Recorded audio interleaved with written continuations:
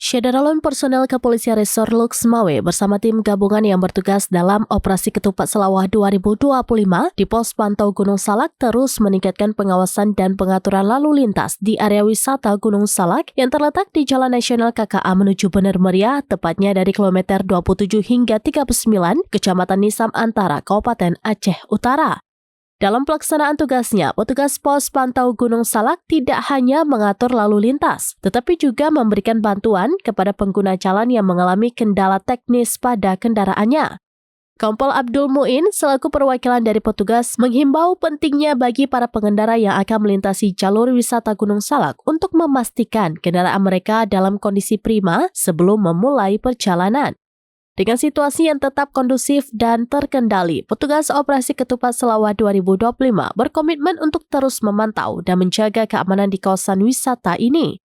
Hal ini dilakukan untuk menjamin kelancaran arus lalu lintas serta memberikan rasa aman dan nyaman bagi masyarakat yang sedang menikmati liburan atau melakukan perjalanan mudik. Dari Luxmawe, Saiful Bahri, serambinews.com.